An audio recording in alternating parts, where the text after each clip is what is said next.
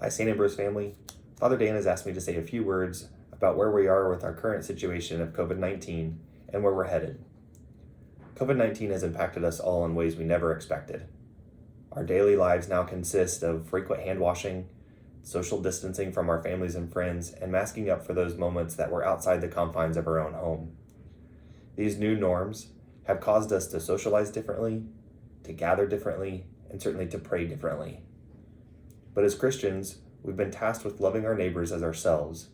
And in today's world of COVID-19, we do that by maintaining a social distance of at least 6 feet, wearing a mask that covers our mouth and nose, and accepting those crosses as sacrifice for our families and friends and our community at large. 2021 has brought us hope for a return to normalcy. The distribution of vaccines brings us closer to that goal, but we have a long way to go. We have a significant part of the population that still needs to be vaccinated in order to have the protection of herd immunity.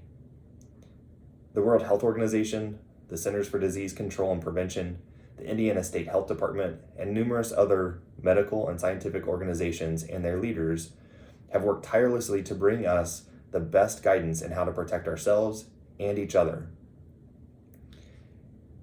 If we relax our efforts now, we face the real threat of a resurgence with more hospitalizations and deaths, and it's very likely that these efforts will need to continue through the rest of the spring and summer of 2021.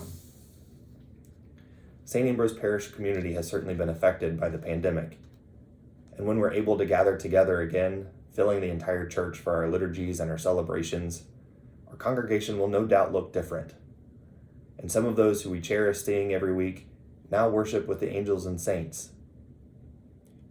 We all long for the day that we can again greet each other face to face and sing together our praises and our prayers, but we cannot risk the exposure and the spread of this deadly virus today.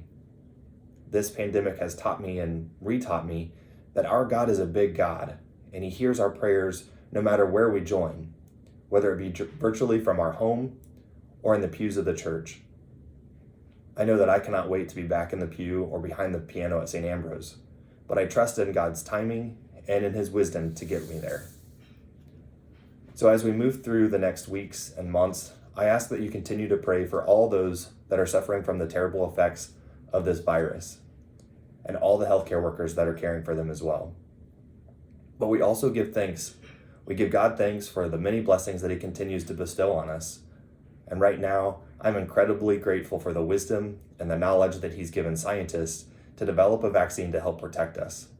And I highly encourage all of you, when given the opportunity, to get fully vaccinated against this virus so that we can all gather together again safely around the table of Christ's sacrifice. So until then, please be safe, be healthy, and be blessed in this new year. God bless.